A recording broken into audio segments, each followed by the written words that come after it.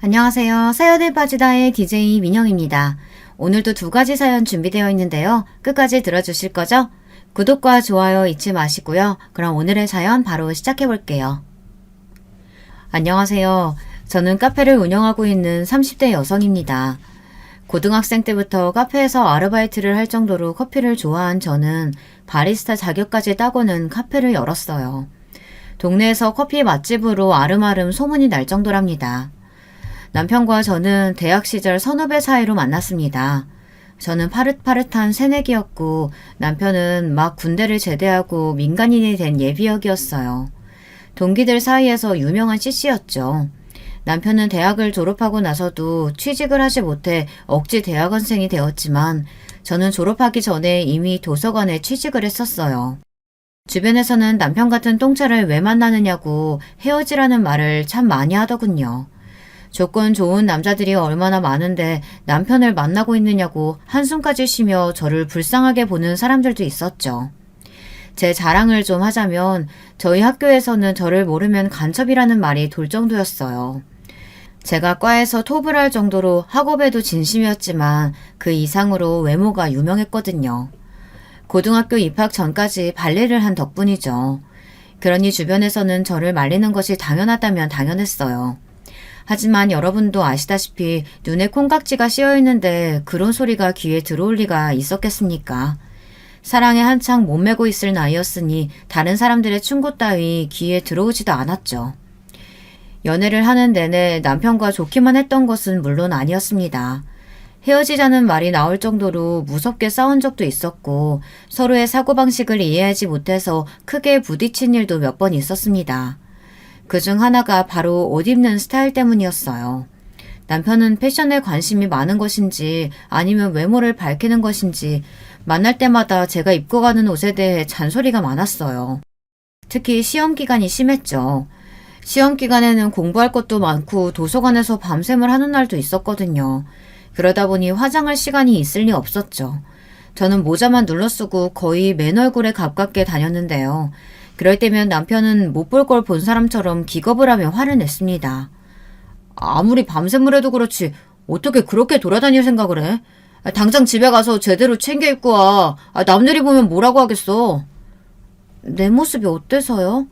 화장은 했어? 그냥 기초만 하고 나왔지? 눈에 아무것도 안 했는데? 혹시 립만 대충 발랐어? 그리고 옷은 이게 뭐야?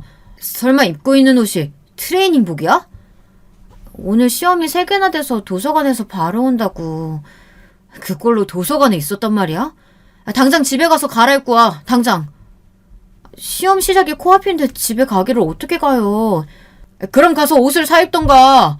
그런 거지꼴로 강의실에 어떻게 들어갈 생각인 거야? 창피하지도 않아? 다른 사람들이 뭐라고 생각하겠어? 남편은 거의 졸도할 것처럼 하얗게 질린 얼굴로 말했어요. 그 얼굴에는 기분 탓인지는 모르겠지만 약간의 경멸이 섞인 것 같았죠. 저는 학점보다 중요한 것은 없다고 말하며 그런 남편의 말을 무시했고 남편은 그런 저를 이해하지 못했어요. 그래서 한동안은 냉정 상태가 이어졌죠. 사연을 듣고 계시는 분들 중에는 고작 그런 일로 무슨 냉전이냐고 생각하시는 분들도 있으실 테죠. 저 역시도 이런 일에 열을 내는 남편을 당시에는 조금도 이해하지 못했거든요. 결국 먼저 미안하다고 말하는 쪽은 남편이었어요. 말이 심했다고 하더군요. 하지만 그 뒤로도 남편과 저는 비슷한 문제로 몇 번이나 다툼이 있었답니다. 그것만 빼면 남편과 부딪힐 일은 거의 없었고요. 결혼을 결심한 것은 남편이 겨우 취직에 성공하고 난 이후였어요. 대학원에 들어가서 취직은 한참이겠구나 생각했는데 운이 좋았는지 입학하고 얼마 안 있어 취직에 성공했죠. 남편과 저는 양가 어른들께 정식으로 허락을 받기로 했어요. 양가 어른들께서는 아직 나이가 어리다는 말씀을 하시며 좀 더 후에 결혼해도 좋지 않겠냐고 하셨지만 남편과 저는 어차피 할 결혼 일찍 하던 나중에 하던 무슨 상관이겠냐는 입장이었어요.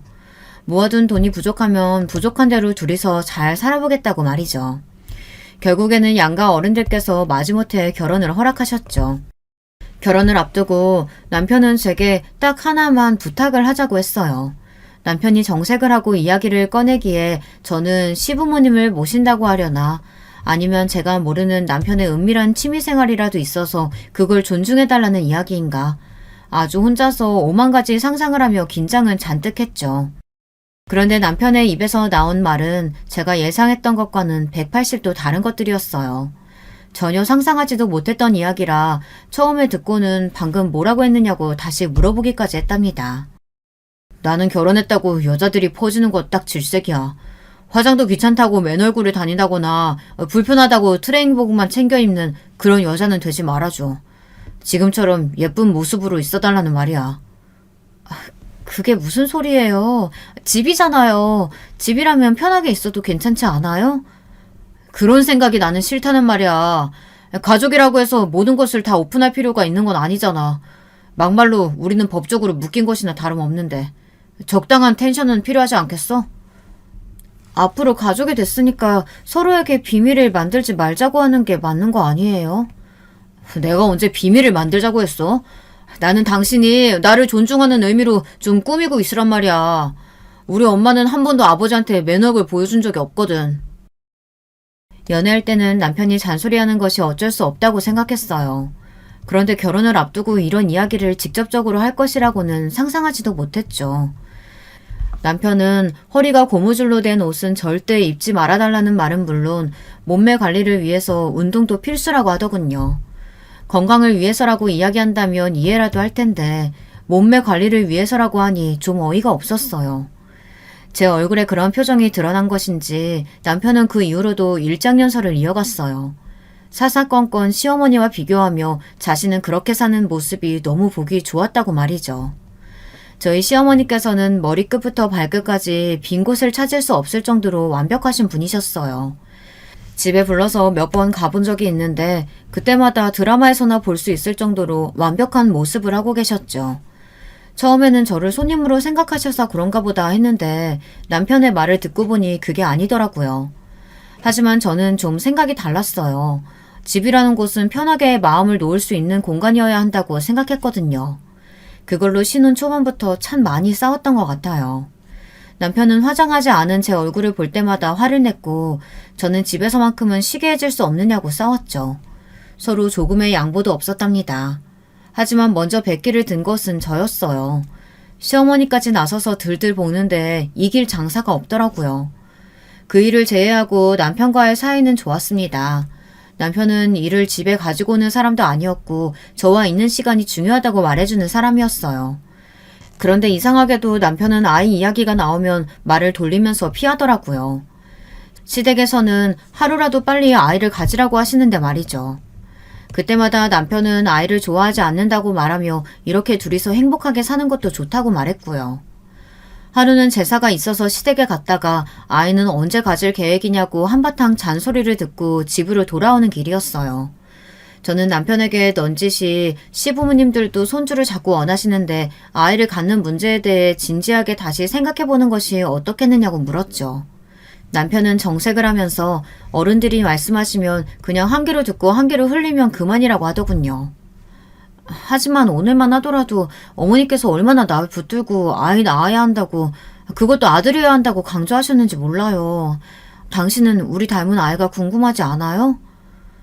아이 낳는 것이 여자 몸에 얼마나 부담되는데 골반 틀어질 수도 있고 그럼 지금 같은 몸에 유지하는데 얼마나 돈이 들어가겠어. 당신 지금 무슨 이야기 하는 거예요? 지금까지 아이 천천히 갖자고 한 이유가 내 몸매 때문이라고요? 다 당신 생각해서 하는 말이잖아. 애 낳고 지금으로 돌아가려면 얼마나 뼈를 깎는 노력이 필요할지 당신 상상이라도 해봤어?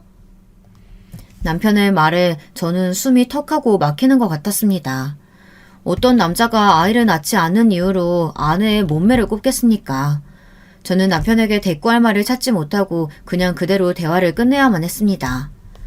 남편은 제게 말을 하고도 성에 차지 않는지 시댁에 전화를 해서는 앞으로 아이와 관련해서 그 누구도 말을 하지 말라고 엄포까지 놓았죠.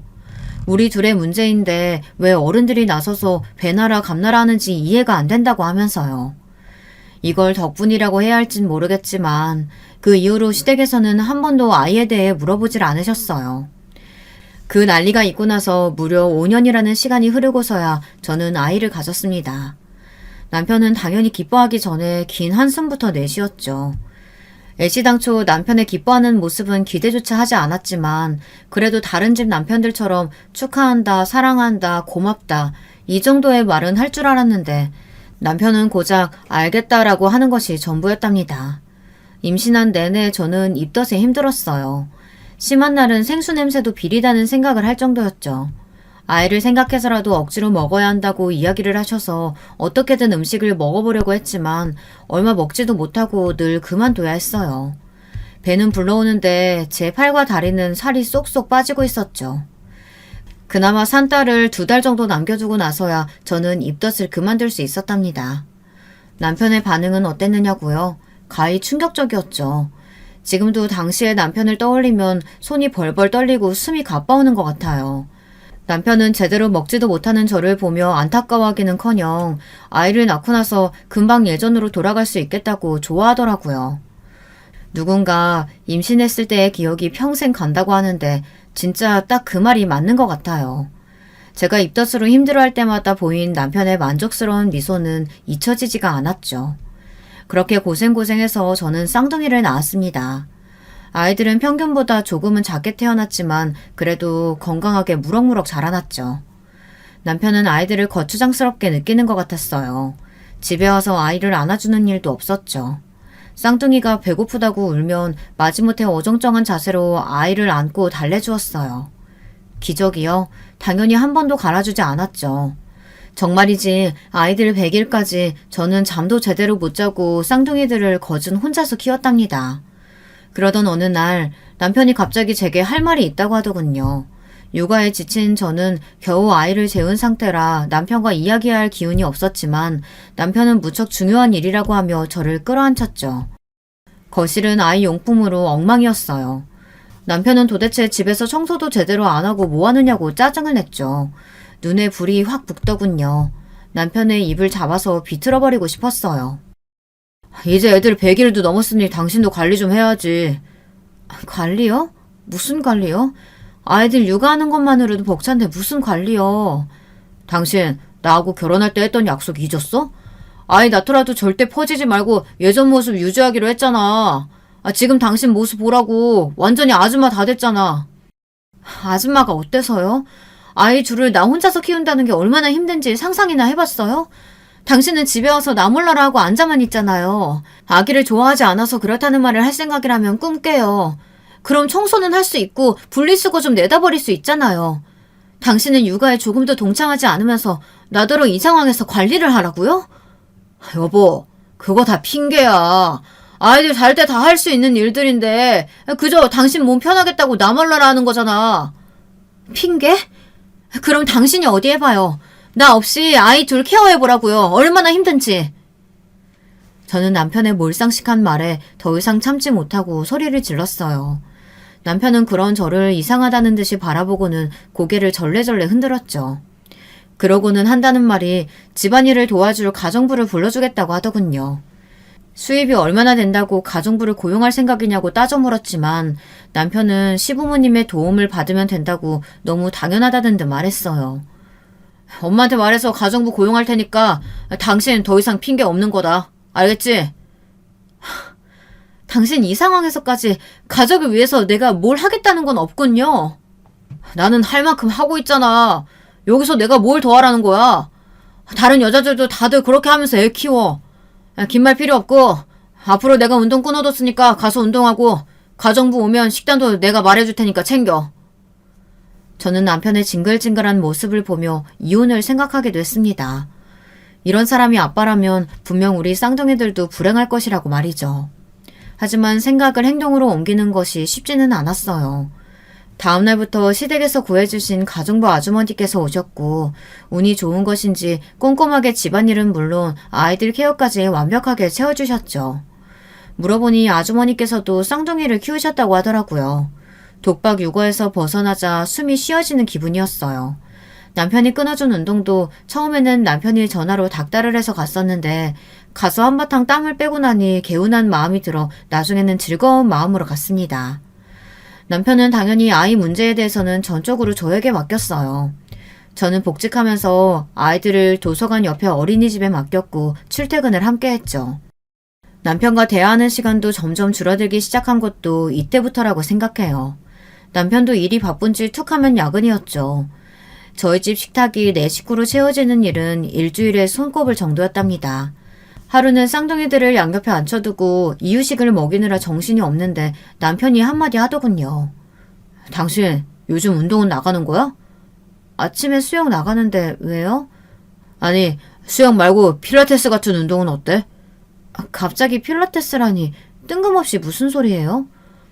라인이 엉망이잖아. 당신 배 나왔다는 사실 알아? 예전에는 안 그랬잖아. 아랫배가 그렇게 나와서는 엉덩이도 예전 같지 않고. 당신 허리 라인이 무너졌다고. 약속이 다르잖아. 그놈의 약속. 당신은 나더러 뭘 얼마나 더 하라고 그러는데. 내가 연예인도 아니고 도대체 당신은 무슨 생각인지 모르겠어요. 연예인이 별거야? 다 노력을 그만큼 하는 거지. 당신도 좀 노력하라고. 하고 있잖아요. 얼마나를 더 해야 당신 성에 차는데요. 거울을 좀 봐. 당신 지금 어떻게 보이는지. 돼지처럼 뒤룩뒤룩해서는. 남편은 먹던 숟가락을 식탁에 세게 내려놓더니 밥맛 떨어진다며 자리를 박차고 나가버렸죠. 기가 막혔어요. 인간이 저래도 되나 싶었죠. 어리둥절하면서 저를 바라보는 아이들에게 억지 웃음을 지어가며 겨우 식사를 마치고 주방에 우두커니 서서 저는 많은 생각을 했습니다. 이제는 남편의 저런 행동이 집착을 넘어 병으로까지 보이기 시작했어요. 얼마를 그렇게 서 있었는지 문이 곧 열리고 남편이 들어오는 소리가 나더군요. 그제야 정신을 차린 저는 이를 악물고 설거지를 시작했어요. 등 뒤로 남편이 다가오는 소리가 들렸죠. 여보, 미안해. 내가 말이 심했어. 남편은 제게 프리지아 꽃다발을 내밀며 사과를 했어요. 연애 시절부터 지금까지 처음 있는 일이었어요. 남편은 원래 식물을 좋아해서 집에도 곳곳에 화분들이 있었는데요. 그럼에도 불구하고 한 번도 제게 꽃다발을 선물한 적이 없었거든요. 저는 처음 겪는 일이라 당황해서 내밀어진 꽃다발과 남편의 얼굴을 번갈아 보기만 했어요. 남편은 그런 제품에 꽃다발을 안겨주며 자신의 잘못을 용서해달라고 했죠. 자신이 너무 무심했다며 앞으로는 혼자서 힘들지 않도록 노력하겠다고 하면서 말이에요. 제 입장에서는 해가 서쪽에서 뜬다는 말과 전혀 다르지 않을 정도의 충격이었어요. 남편은 정말 많이 생각하고 반성했다고 이번 한 번만 자신을 믿고 넘어가자고 했고 저는 얼떨결에 고개를 끄덕였어요. 남편은 정말 그날 이후로 달라진 모습들을 보여주었어요. 어색한 손길이지만 아이에게 이유식을 먹여주기도 했고 피곤하다고 하면 어깨를 주물어주기도 했죠. 그래서 저는 단 한순간도 남편을 의심해 본 적이 없었어요. 갑자기 잘해주거나 선물을 안기면 남편의 외도를 의심하라고 하는 말이 제게는 해당하지 않는 줄 알았습니다. 저는 남편이 이제야 철이 들었다고 생각했고 이대로 행복한 순간이 이어지기를 바라기만 했답니다. 하지만 저의 이런 착각이 깨지는데 오래 걸리지 않았어요. 하루는 도서관 세미나가 있어 토요일에 출장을 가게 되었어요. 출장이라고 해봤자 2시간 정도 떨어진 지역의 도서관이었죠. 남편도 주말에 미팅이 잡혀있다고 해서 친정에 아이들을 데려다 두고 일을 하러 갔습니다. 세미나는 생각보다 늦게까지 이어졌어요. 계획보다 늦어진 저는 급한 마음에 서둘러 집으로 향하고 있었죠. 그때였어요. 별 생각 없이 정류장에서 버스를 기다리는데 멀리서 익숙한 차량 한 대가 다가오는 것이 보이더군요. 그리고는 정류장을 지나 건물 주차장으로 들어갔죠. 번호판이 분명 남편의 차였어요. 저는 회사에서 미팅이 있다는 사람이 왜 여기 있나 싶은 마음에 어딘가 홀린 사람처럼 그 차가 들어간 주차장을 따라 들어갔어요. 주차장에 들어가서 바로 남편의 목소리가 들렸고 저는 바로 아무 차 뒤에 숨었죠. 오늘도 고생했어. 골프 접대가 역시 제일 힘들어. 표신하지 않게 져주는 것도 보통 에너지가 필요한 일이 아니더라고. 일부러 졌다고는 아무도 모를 정도로 감쪽 같은데요? 자기 원래 실력이 그런 거 아니고? 내 실력 뻔히 알면서 왜 이래. 오늘은 좀 씻고 가야겠다. 땀이 많이 나는지 영 찝찝하네. 그냥 씻고만 가려고? 귀엽게 굴기는. 같이 씻을까? 대학 CC 시절 이후 저렇게 남편이 다정하게 이야기한 적이 있었던가. 저는 역겹고 소름 돋는 대화를 엿들으면서 제가 제대로 듣고 있는 것이 맞는지 의심이 들었어요. 남편은 다정하게 여자의 허리에 손을 얹더니 건물 안으로 들어갔죠. 저는 다리가 풀려서 차마 따라 들어갈 수가 없었어요. 머릿속에 온갖 폭죽이 터지는 기분이 들며 아무런 소리도 들리지 않았죠. 제가 본 것은 분명 남편의 외도 장면이었는데도 믿을 수가 없더군요. 비틀거리며 친정으로 간 저는 친정 어머니를 보자마자 거실 바닥에 주저앉았어요. 퇴근한 남동생이 깜짝 놀라며 이게 무슨 일이냐고 왜 이렇게 몸을 떠느냐고 했지만 저는 한마디도 할 수가 없었어요. 얼마 뒤 남편에게서 회식이 있다는 문자가 도착했고 저는 그걸 보고는 엉엉 큰 소리로 울어버렸죠. 저의 돌발 행동에 아이들도 그리고 친정 식구들도 다들 놀란 얼굴을 하셨어요. 저는 그렇게 울다가 그대로 필름이 끊겨버렸답니다. 다시 눈을 떴을 때는 응급실이더라고요. 그날 그렇게 남편의 외도를 확인한 저는 남동생에게 사실대로 본 것들을 이야기했어요. 제 이야기가 계속될수록 금방 얼굴이 시뻘겋게 달아오른 남동생은 남편을 가만두지 않겠다고 주먹을 불끈 쥐더군요. 남동생은 노발대발하며 당장 이혼을 하겠다고 했어요. 저 역시도 머리로는 이혼을 해야 한다고 생각이 들면서도 선뜻 그렇게 하겠다는 말이 나오질 않더라고요. 남자들의 대부분이 결혼 생활을 하며 바람을 피운다고 하잖아요. 어쩌면 그냥 지나갈 수 있는 바람일 수도 있지 않을까 바보 같은 생각이 들었거든요. 남동생은 무슨 헛소리냐고 했지만 저는 우선 남편과 이야기를 해보겠다고 했어요. 남편의 외도를 알고 나니 그동안의 남편의 행동들이 다 거짓말처럼 보였어요. 남편으로 아이들 아빠로 노력하는 모습이 다 연기처럼 느껴졌죠. 저는 남동생에게 부탁해 남편의 외도 흔적을 찾아달라고 말했어요. 집안에서는 워낙 감쪽 같으니 밖에서 찾을 수밖에 없었거든요. 얼마 지나지 않아 남편과 그 여자의 진한 애정 행각이 담긴 사진이 제 손에 들어왔습니다. 집 밖이라고 조심성이 사라진 것인지 사진을 찍은 것이 아주 손쉬웠다고 했죠. 대망의 그날 저는 남편에게 사진을 내밀며 여기 찍힌 사람은 누구냐고 물었어요. 남편은 멈칫하더니 뚫어져라 사진을 바라보았죠. 그리고는 바람 빠지는 소리와 함께 몸을 뒤로 한껏 젖히고는 저를 바라보며 어떻게 알았느냐고 묻더군요. 바람 피운 것이 맞기는 하군요. 이 상황에서 당신 어떻게 나한테 이렇게 당당해요? 당신이 알았다고 하니까 말하기 쉬워져서 그렇지. 잘 됐어. 언제 말해야 하나 기회만 보고 있었는데.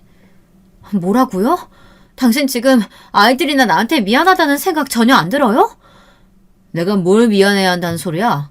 내가 처음부터 말했지. 결혼하고 나서도 관리하라고. 아이는 필요 없다고. 내 말 무시하고 애 둘이나 낳은 사람은 당신이야. 거기다 퍼지지 말아달라고 그렇게 이야기했는데 눈이 있으면 거울을 좀 보라고. 당신이 어떤 상태인지. 야, 너 말 다 했어? 애는 나 혼자만 드니? 나 혼자 낳았냐고. 지 새끼 나 몰라라 하고 아무것도 안 했으면서 지금 모든 게 다 내 탓이란 말이야? 남편의 변명 같지도 않은 소리에 결국 소리를 지르며 흥분한 것은 제 쪽이었어요. 침착하게 대응하자고 그렇게 다짐했는데 남편의 대꾸에 이성이 날아가는 것 같았죠. 하지만 이어지는 남편의 대답은 상상을 초월할 만큼 더 충격적이었어요.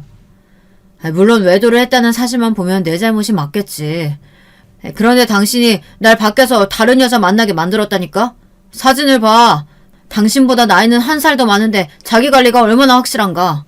들어갈 때 들어가고 나올 때 나오고 얼마나 완벽해? 남편의 말에 저는 수음이 쉬어지지 않는 것 같았어요. 남편은 너무나도 평안한 모습으로 친권도 다 포기할 테니 이혼하자고 하더군요. 제가 먼저 말해도 시원치 않을 상황에서 남편은 당당하게 말했어요. 남편은 위자료는 줄 수 있지만 양육비는 보내지 않겠다고 말했죠. 자신이 원해서 태어난 아이가 아니니 자신이 양육비를 줄 이유가 없다고 말이에요. 남편은 10년 묵은 채증이 내려갔다는 얼굴로 이야기는 변호사를 통해서 하겠다고 하며 가벼운 발걸음으로 가방을 싸서 나가버렸어요. 그러면서 나머지 짐은 정리해서 보내달라고 하더군요. 남편에게 외도 사실을 추궁하려고 만든 자리였는데 모든 것이 엉망이 되어버렸어요. 저는 그런 남편에게 제대로 된 화도 내지 못하고 끝나고 말았답니다. 남동생이 소개시켜준 변호사는 저의 상황을 듣고는 남편을 향해 온갖 욕설을 다 퍼부었어요. 저는 그런 욕이 있다는 것은 처음 알 정도였죠. 저는 어떻게든 두 사람에게 복수하고 싶다고 말했지만 변호사는 위자료 청구 소송을 하는 것이 가장 좋은 방법이라고 하며 오히려 과한 액션은 제게 불리하다고 하더군요. 제가 할 수 있는 일이 소송이 전부라는 사실에 절망감이 밀려왔어요. 나는 용광로에 떨어진 사람처럼 온몸에 불이 붙어 활활 타고 있는데 바람을 피운 남편과 그 상간녀는 행복하게 제2의 인생을 시작한다는 것이 너무나도 화가 났죠. 저를 잘 알고 있는 남동생은 제발 법의 테두리 안에서 행동해야 한다고 이성적으로 보자고 저를 다독였지만 쉽게 진정이 되지 않았어요. 시댁에서는 남편 편을 들며 위자료를 받고 떨어지라는 식으로 나왔어요. 하지만 돈의 문제가 아니었죠. 저는 어떻게 하면 남편과 상간녀를 제가 있는 지옥으로 끌고 내려올 수 있을까 고민했어요. 남동생이 적극적으로 말렸지만 저는 남편과 상간녀에 대해 알아보기 시작했죠. 상간녀는 미스코리아 출신으로 영어 유치원 선생님이더군요. 우선 저는 남편과 상간녀가 새로 이사한 집을 알아냈어요. 그리고 그 옆집이 빈집이라는 소리를 듣고 바로 계약을 하러 갔죠. 하지만 간발의 차이로 다른 사람이 그 집을 샀다고 하더군요. 저는 급한 마음에 집을 샀다는 사람과 연락해달라고 부탁했어요. 부동산에서는 곤란하다는 입장이라 어쩔 수 없이 발품을 팔아야 했죠. 겨우 만난 그 사람은 제 또래의 남자였어요. 저는 제발 그 집을 제게 되팔 생각은 없느냐고 물었죠. 꼭 그 집이어야만 한다고 하며 원한다면 시세보다 더 쳐줄 수도 있다고 했어요. 하지만 남자는 자신 역시 그 집이 아니면 안 된다고 거절하더군요. 제가 무척 간절한 상황이라고 말하자 머뭇거리던 남자는 자신의 목적을 이루고 나면 집을 팔 테니 그때까지 기다릴 수 있겠느냐고 했죠. 그 기간이 얼마나 될지는 모른다고 하면서요. 그 말을 듣는데 뭔가 이상하다는 느낌이 왔어요. 저는 솔직하게 제 상황을 오픈하고 그 집이 필요한 이유에 대해 말했습니다. 제 이야기를 다 들은 남자는 헛웃음을 지으며 얼굴을 감싸주었어요. 한참을 그렇게 있었을까요? 남자가 믿을 수 없는 이야기를 하더라고요. 억지로 꾸며낸 이야기가 아닌가 싶을 정도의 이야기였죠. 그쪽이 말하는 미스코리아 출신의 영어 유치원 선생님, 그 여자가 제 약혼녀였거든요. 2년 전에 제게 사기치고 사라지기 전까지만 하더라도 말이죠. 그게 무슨... 그럼 그 여자가 사기꾼이라는 말이에요? 남자가 말하는 사실은 무서울 정도로 충격적이었어요. 그 여자는 직업을 바꿔가며 남자를 찾아다니는 꽃뱀이었어요. 남자에게 돈을 뽑아낼 만큼 뽑아내면 버리고 다른 남자를 찾아가는 그런 기생충 같은 여자였죠. 그 사실을 듣는데 뭔가 기분이 묘하더라고요. 나와 아이를 버리고 찾은 여자가 겨우 꽃뱀이라니. 아마 남편은 그런 것은 상상도 못하고 있는 것 같아 기분이 좋아질 정도였습니다. 남자는 2년이라는 시간 동안 상간녀를 찾아다녔다고 말하면서 이제야 복수를 해줄 수 있게 되었다고 말하며 웃었죠. 저는 그런 남자의 상황을 너무나도 공감하며 저 역시 같은 상황이라고 말했어요. 그리고 저는 다른 사람들이 알면 미쳤다고 말할 거래를 제안했죠. 바로 저의 재혼 상대가 되어달라고 말이에요. 제 제안에 남자는 눈이 커지며 저를 바라보더군요. 그리고 이내 제가 어떤 의도로 무슨 목적으로 그런 말을 하는지 눈치를 챘어요. 남자는 그런 제 상황에 공감하면서도 쉽게 결단을 내리지는 못하더군요. 하긴 결혼도 하지 않은 총각이 갑자기 호적에 아내가 생기게 되었는데 선뜻 그렇게 하겠다는 사람이 어디 있겠습니까? 저는 금방 농담이라고 말하고는 자리에서 일어나려고 하는데 남자가 그렇게 하자고 하더군요. 저 여자 때문에 나는 전부를 잃었어요. 안 그래도 몸 약한 어머니는 충격을 받아 쓰러지셨다가 더 이상 일어나지 못하셨죠. 내 주변 사람들에게까지 마술을 뻗은 저 여자 때문에 다니던 회사도 그만뒀고 빚쟁이들에게 쫓겨 살아야만 했어요. 그런 시간들에 비하면 결혼이야 아무것도 아니죠. 남자의 사연을 들은 저는 그냥 없었던 일로 하자고 했지만 이번에는 남자 쪽에서 더 적극적으로 나오더군요. 그 여자에게 고통을 줄 수만 있다면 뭐든 다 하겠다고 말이죠. 결국 저희는 전략적 결혼에 합의하면서 호적은 손대지 않기로 했어요. 남자를 저희 가족에게 소개시키자 다들 제가 미쳤다고 생각했어요. 이혼한 지 얼마 되지도 않았는데 갑자기 결혼을 하겠다고 했으니 당연히 저를 믿지 못하셨죠. 하지만 남자는 원래 천성이 그런지 아니면 복수를 위해 이를 갈았기 때문인지 모르지만 금방 저희 가족들 마음을 사로잡았어요. 그뿐만이 아니었죠. 쌍둥이들에게 얼마나 잘하는지 급기야 아이들 입에서 아빠 소리까지 나오게 하더군요. 남자는 이렇게 예쁜 아이들을 낳고 행복하게 살고 싶었다고 말하며 씁쓸하게 웃는데 저도 이 남자도 참 운이 더럽게 없었구나 싶었습니다. 저희의 복수는 남편과 상간녀가 살고 있는 옆집으로 이사가면서 시작되었어요. 저는 변호사를 통해 상간녀에게 위자료 청구 소송을 준비하고 있었죠. 옆집으로 이사를 한 뒤 남편이나 상간녀를 직접 만나는 기회는 잘 없었어요. 저희가 일부러 피하기도 했지만 두 사람 역시 주말에 집에 잘 없더라고요. 이사한 지 보름 만에 남편과 상간녀가 집에 있다는 것을 확인한 저는 옆집에서 인사 왔다고 하며 떡을 가지고 방문했죠. 문이 열리고 저를 본 남편과 상간녀의 표정을 사진으로 담아두고 싶을 만큼 괴상한 얼굴을 하고 있었어요. 남편은 더듬거리며 여기는 어떻게 왔느냐고 소리를 질렀고 상간녀는 스토커냐며 신고를 하겠다고 했죠. 제 앞에서 이혼 이야기를 하며 당당하던 그 사람은 어디 가고 공포에 질린 모습이란 웃음이 저절로 나왔습니다. 저는 어깨를 으쓱하며 전혀 몰랐다는 말투로 대답했어요. 당신이 여기 살고 있는지는 나도 몰랐네. 우리 그이가 여기에 신혼살림 시작하자고 해서 그냥 따라왔거든. 당신이 있는 줄 알았으면 안 오는 건데. 그이? 당신 결혼했어? 언제? 이혼한 지 얼마나 됐다고 결혼을 해, 당신이? 너도 이렇게 결혼해서 잘만 사는데 나라고 하지 말라는 법은 없잖아? 너도 아는 재혼, 내가 왜 못하니? 제 말에 남편은 당황하며 저를 위아래로 훑어보았어요. 저는 복수를 준비하며 이를 악물고 다이어트를 감행했죠. 다니던 도서관도 그만두고 PT에 필라테스까지 안 해본 운동이 없을 정도였답니다. 발레를 할 때만큼이나 혹독하게 스스로를 몰아붙였어요. 제가 얼마나 독하게 했는지 개인 PT 선생님께서도 혀를 내두르실 정도였죠. 덕분에 저는 남편이 그렇게 결혼 생활 동안 노래를 부르던 완벽한 몸매를 하고 있었고요. 상간녀를 앞에 두고도 제 몸을 훑어보는 남편을 보며 저는 벌레가 기어가는 기분이 들었지만 모르는 척하고 이렇게 된 거 서로 적당히 몸 살아가면서 지내보자고 말하고는 그 집을 나왔습니다. 그렇게 마주한 뒤로 저는 한동안 남편을 피해 다녔어요.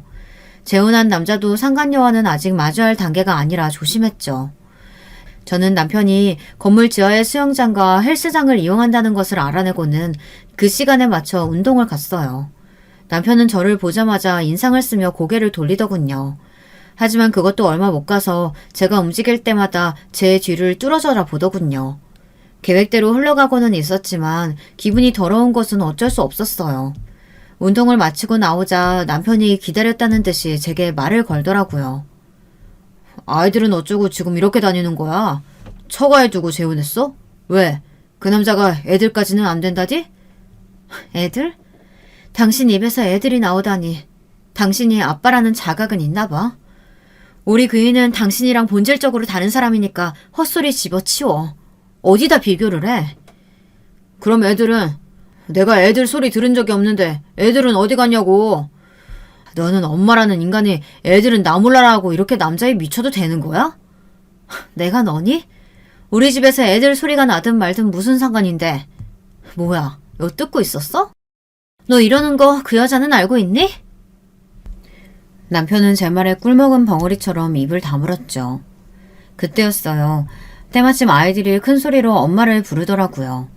남자가 아이들을 데리고 잠시 외출하겠다고 하더니만 타이밍 좋게 귀가하는 모양이었죠. 아이들은 품에 요즘 유행하는 인형을 하나씩 안고 있었어요. 아이들은 아빠가 사줬다고 하면서 자랑을 하다가 이내 남편을 발견하고는 사색이 되어서는 남자의 뒤로 몸을 숨겼죠. 남편은 어처구니가 없다는 얼굴로 저를 노려보았어요. 아빠? 지금 저 새끼한테 아빠라고 했어? 내가 버젓이 살아있는데? 웃기고 있네. 양육권이고 친권이고 다 내팽개치면서 아이 원한 적 없으니 양육비는 죽어도 줄 수 없다고 한 인간이 누군데. 말 나온 김에 얘기 좀 하자. 판사님이 매달 100만 원씩 아이들 양육비 보내라고 한 거 너 왜 안 보내니? 그 얘기가 왜 나와 여기서. 말 돌리지 마. 왜 애들이 저 새끼한테 아빠라고 부르냐니까. 그건 우리 공주님들 마음이죠. 그렇게 부러우시면 잘 좀 하지 그러셨어요. 여보, 왜 여기 이러고 있어. 머리는 돌 말려서는. 감기 들겠어. 들어가자. 애들이 엄마한테 자랑해야 한다고 포장도 안 뜯었거든. 저는 남자의 무르르듯 자연스러운 모습에 속으로 혀를 내두르며 남자를 따라 몸을 돌렸어요. 아이들을 양팔에 하나씩 안고 저를 보며 웃는 남자를 남편이 노려보는 것이 고스란히 느껴졌죠. 저는 보란듯이 남자의 팔뚝을 가볍게 잡고는 그 자리를 벗어났답니다. 그 뒤로도 남편과는 몇 번이나 마주쳤어요. 처음에는 저의 의도가 분명했지만 뒤로 가면 갈수록 남편이 일부러 저를 기다리고 있다는 것을 눈치챌 수 있었죠. 한편 상간녀에게 위자료 청구 소장을 보냈는데 그대로 반송되어 왔더라고요. 당연히 저는 반송된 소장과 내용 증명을 직접 들고 옆집으로 향했죠. 상간녀 혼자 있더군요. 저는 소장을 내밀며 왜 반송시키느냐고 물었어요. 상간녀는 이혼하면서 남편에게 위자료를 받았으면서 자신에게 이런 것을 왜 보내느냐고 따졌죠. 그건 이혼의 결정적인 원인이 되는 사람이 남편이니까 남편이 나한테 준 거고요. 당신은 별개의 문제죠. 당신 때문에 나나 우리 아이들이 받은 충격이 얼만데 그건 당신이 보상해야 할 문제잖아요? 자기 남편 간수 제대로 못해서 이혼당한 주제에 누구한테 큰 소리래? 이봐요. 그러게 똑바로 좀 하고 살지 그랬어요. 그랬으면 우리 남편이 나 좋다고 쫓아다녔겠어요? 그쪽은 자기 좋다고 쫓아다니면 유부남이든 아니든 가리지 않고 다 만나고 다니나 봐요. 유부남인 거 알고도 만났으면 당연히 책임이 있죠. 내가 그쪽보다 잘나서 그런 걸 가지고 어쩌라는 거예요. 나는 돈 한 푼도 못 주니까 이거 들고 꺼져요. 제 경고에도 상간녀는 코웃음을 치며 저를 비웃더라고요. 그때였죠. 남자가 약속한 대로 저를 찾아 옆집 벨을 눌렀어요. 저는 손에 땀이 차면서 긴장이 되기 시작했어요. 남자의 얼굴을 본 여자가 어떤 반응을 보일지 궁금했죠. 상간녀는 신경질적으로 문을 열다가 그 자리에서 굳어버렸어요. 남자는 그런 상간녀가 보이지 않는다는 듯 제게 아이들이 기다리고 있으니 어서 가자고 말했죠.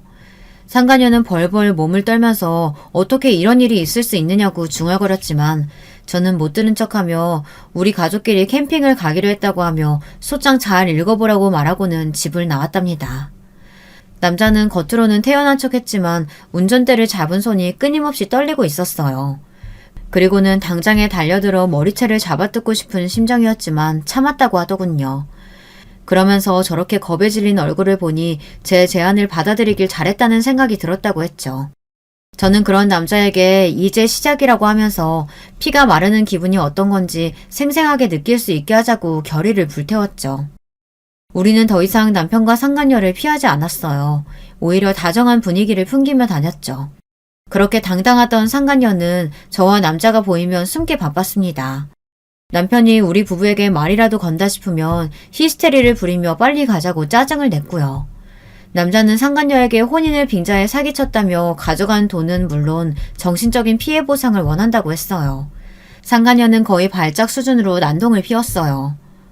언제적 얘기를 가져와서 고소한다니 내가 뭘 잘못했는데 아픈 네 엄마랑 도저히 같이 못 살겠다 싶어서 파혼한 걸 가지고 혼인 빙자 사기라니 무슨 말도 안 되는 소리야. 나는 처음부터 어머니 모셔야 한다고 했고 너는 기꺼이 하겠다고 했어. 그러면서 나한테 뭐라고 했니? 같이 옷가게 운영해보자고 하면서 가게 알아보고 거래처 뚫고 별짓을 다 했지. 그런데 그 행동 중에 진짜가 하나라도 있었니? 다른 사람이 가게 준비하면서 인테리어 하는 곳을 마치 우리 가게인 양 나한테 보여줬지. 거래처라는 사람들도 하나같이 다 없는 사람들이었고 이렇게 나한테 사기쳤으면서 한다는 말이 파혼했을 뿐이라고? 상간녀는 조목조목 따져드는 남자 앞에서 말 한마디도 하지 못했어요. 남자는 그때 가져간 1억 5천만 원 돌려주지 않으면 사기죄로 신고하겠다고 했죠. 상간녀는 아레니스를 깨물며 그 돈이면 남편에게 아무 말 하지 않겠다고 약속할 수 있느냐고 물었고 남자와 저는 웃기만 할 뿐 대답을 피했답니다. 저희의 이런 반응을 긍정으로 받아들였는지 일주일도 되지 않아 상간녀는 돈을 가져와서는 남자에게 모든 것이 정리되었으니 자신이나 남편을 건들지 말라고 하더군요. 상간녀와의 일과 상관없이 드디어 기다리던 대학 동문회가 열렸습니다. 그 일은 남자와 제가 계약한 일의 하이라이트나 다름없었죠. 호텔에서 열리는 동문회에 저는 그동안 살면서 가장 화려하게 꾸미고 나갔어요. 당연히 남편의 모습도 보였죠. 저와 남편이 어떻게 헤어졌는지 대충 알고 있던 동기들은 남편의 등장에 불편한 기색이 역력했지만 저는 상관없다는 듯이 밝게 웃으며 동기들과 대화를 나눴습니다. 제 눈치를 보던 동기들도 어느새 남편은 무시하고 저와 웃고 떠들며 시간을 보냈답니다. 저는 술을 단 한 모금도 마시지 않았지만 취한 척 비틀거리며 밖으로 나왔어요. 곧 남편이 제게 다가오더군요. 오픈숄더를 입고 있던 제 어깨를 더러운 손가락으로 훑으며 많이 취했냐고 물었죠. 저는 술에 취한 척 비틀거리며 남편의 손길을 피하고는 할 말이 있느냐고 물었어요. 너 오늘 진짜 예쁘구나. 대학 시절 우리과 킹카로 꼽혔을 때보다 지금이 더 예쁜 것 같아. 미스코리아 나갈 정도의 미모의 와이프를 두고 할 말은 아니지. 미스코리아가 대수야. 당신이 지금 내가 반했던 그때 그 모습 그대로야. 남편이 끈적거리는 말투로 다가오는데 정말이지 먹은 것도 없는데 속에 있는 것을 다 개어내고 싶을 정도로 역겨웠지만 저는 비틀거리며 이만 집에 가야겠다고 말했어요. 남편은 너무 취했다고 하며 잠깐 쉬었다 가는 것이 어떻겠느냐고 하며 룸으로 가자고 하더군요. 처음부터 그럴 계획이었겠죠. 저는 거절하며 남편을 밀쳤지만 더 가까이 다가오면서 잠깐 술만 깨자고 하더라고요. 당신 와이프가 알면 어쩌려고 이러는 거야. 됐어. 택시 타고 가면 되니까 이거 놔. 이렇게 취해서 택시는 위험하지. 잠깐 룸에서 술 깨면 내가 데려다 줄게. 어차피 방향이 같잖아. 그리고 와이프가 알면 좀 어때? 그 여자 머리 나빠서 내가 하는 말은 다 믿으니까 괜찮아. 진짜 골빈 여자랑 산다는 게 정말 피곤하더라. 당신이랑 비교하니까. 아휴. 자기 와이프 욕을 서슴없이 하는 남편을 보며 진짜 상간녀도 불쌍한 인간이다 싶더라고요. 저는 비틀거리는 척하며 온 힘을 다해 신고 있던 힐로 남편의 발등을 찍었어요. 숨을 삼키며 소리도 못 지르는 남편을 보고 있자니 기분이 좋다 못해 날아갈 것 같았죠. 저는 1층 로비로 내려가는 동안 무려 5번이나 남편의 발등을 밟았습니다. 아마 발등에 금이 가지 않을까 싶을 정도로 말이죠. 로비로 내려오니 약속한 대로 저를 기다리고 있던 남자가 성큼성큼 다가와서는 저를 부축했어요. 남편은 닥쳤던 개처럼 멍하게 당할 수밖에 없었고요. 남자는 저를 챙겨준 것은 고맙지만 헤어진 사이에 불필요하게 가깝게 지내지는 말았으면 한다고 하곤 저를 데리고 호텔을 빠져나왔답니다. 차에 도착한 저는 숨겨둔 녹음기를 꺼내고는 한참을 웃었어요. 좀 더 세게 발을 밟아줄 걸 그랬나 하면서 말이죠. 녹음된 내용을 들은 남자는 상간녀에게 보내면 되겠다고 하며 같이 웃었죠. 다음날 저는 약간 손을 본 녹음 파일이 담긴 USB를 상간녀에게 보냈어요. 바로 반응이 오더군요. 상간녀는 건물이 떠나가라 소리를 지르며 그동안 자신을 그렇게 생각해왔냐고 난리도 아니었죠. 남편은 저와의 대화가 고스란히 담긴 녹음 파일 때문에 이도저도 하지 못하고 있었죠.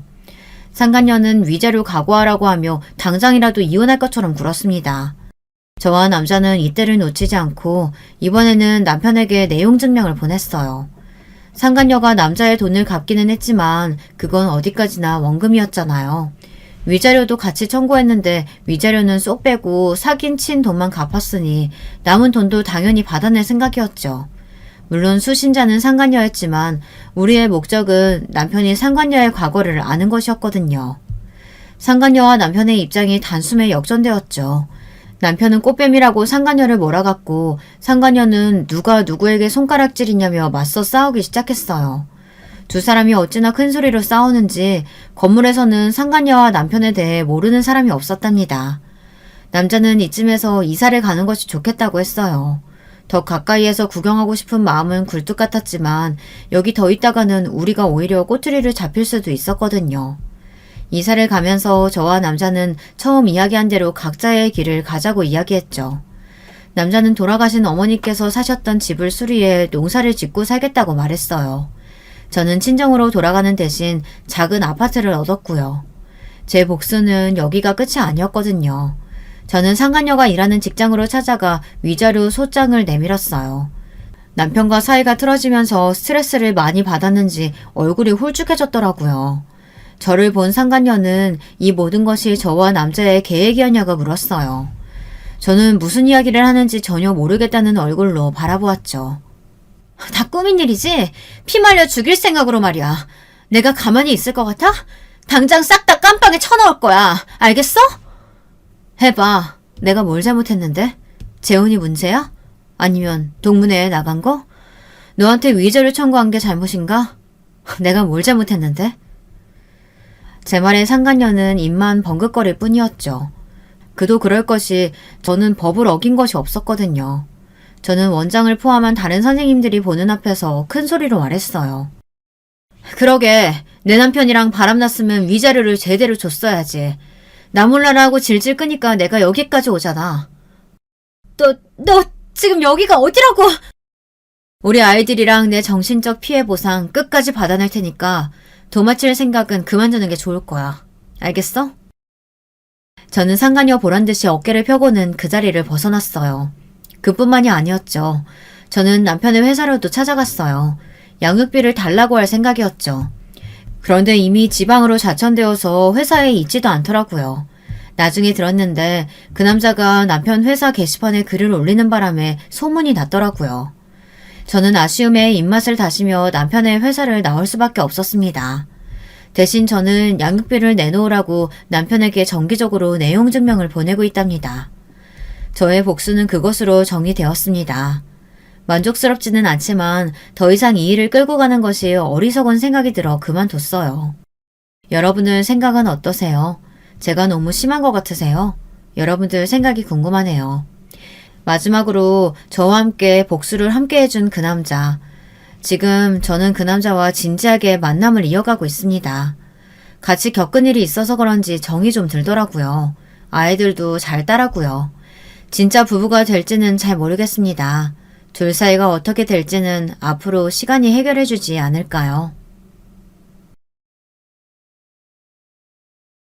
여러분, 두 번째 사연 시작하기 전에 좋아요, 구독 꼭 눌러주실 거죠? 그럼 두 번째 사연 바로 시작합니다. 안녕하세요. 저는 서울에 사는 30대 주부입니다. 날도 추운데 사연 유튜브 듣다 보니 자꾸 제 옛날 일이 생각이 나서요. 어디다 잘하지 못했던 제 얘기도 한번 털어놔보고 싶었어요. 제가 결혼하기 전 일이에요. 전 처녀적에 좀 빨리 결혼하고 싶어하는 쪽이었어요. 어려서부터 계속 좋은 남자, 멋있는 남자 만나서 다정하고 따뜻한 가정을 꾸리고 싶은 마음이 있었거든요. 저희 집도 스펙이 나름 괜찮은 편이었고 저도 나름 괜찮은 미대 졸업하고서 그림 활동을 하고 있었어요. 물론 그때 당시에 작가로 어디에 이름을 내걸 만큼 엄청나게 뛰어난 화가는 아니었지만요. 전 저희 엄마 아빠가 워낙 다정하게 잘 사셨기 때문에 저도 그렇게 살고 싶은 마음이 있었어요. 그래서 엄마나 아빠가 여기저기 선자리도 많이 알아봐 주셨어요. 사실 제가 그렇게 인맥이 넓은 편은 아니고 친한 친구들만 깊이 친한 타입이라서 사람을 폭넓게 사귀진 못했거든요. 그래서 남자친구를 많이 사귀진 못했고 대신 졸업 후에 부모님의 인맥으로 여기저기서 소개를 받아서 만나보곤 했어요. 그런데 소개받아서 만나는 사람 중에 저랑 딱 맞는 사람이 있을 확률이 뭐 얼마나 있겠어요? 꽤 많이 만나봤지만 실패도 많이 했어요. 그래서 20대 중반쯤에는 좀 초조해져 있었죠. 졸업 후에 친구들은 취업하거나 화가가 돼서 잘 나가던지 아니면 좋은 집안, 좋은 남편 만나서 시집가서 떵떵거리고 살았거든요. 미대 출신이라 대학 친구들이 거의 다 무척 예뻤고 그래서인지 더 그런 경향이 심했어요. 미영아, 너 아직 소식 없어? 무슨 소식이야, 소식은. 아니, 너 정도 예쁜 애를 왜 남자들이 다 그냥 두지? 진짜 이상하다. 몰라. 지난번에 소개팅한 남자는 자기네 집이랑 우리 집이랑 격이 안 맞는데 재수없어. 뭐래? 대놓고 그런 소리를 한단 말이야? 근데 사실은 우리 집이 좀 애매해서 더 그런 놈들이 나타나는 것 같기도 해. 겉으로 보기엔 그럴싸해 보이는데 사실 알고 보면 그렇게 막 잘 나가진 않으니까. 사실 저희 집은 아빠가 사업을 하시고 엄마가 겉으로나마 교수 타이틀을 가지고 계셨어요. 오빠는 정신과 의사였는데 당시엔 해외 의과대학에 나가서 임시연구원으로 일하고 있었고요. 근데 아빠의 사업은 그냥저냥 중소기업 정도였고 엄마는 지방에 좀 이름 없는 대학 교수 대우 같은 거라서 이름만큼 스펙이 좋지는 않았었죠. 재산도 평균보다야 많았지만 그렇다고 아주 부자라고 하기도 좀 애매했고요. 그래서인지 겉으로만 대충 보고 선부러운 사람들이 나중에 실망하는 경우도 종종 있었어요. 그러던 중에 어느 날 엄마가 저한테 그러시더라고요. 얘 미영아, 이번에 엄마 친구 순자 아줌마 있지? 순자 아줌마가 너 소개해줄 남자 있다고 선 한번 봐보라더라? 순자 아주머니? 그 아주머니면 되게 잘 사시는 분이잖아. 그래, 그래서 믿을 만한 것 같아서 너한테 말하는 거야. 순자도 한 다리 건너 아는 사람이라고 하긴 하던데 그래도 그 남자가 변호사고 집안도 좋다더라.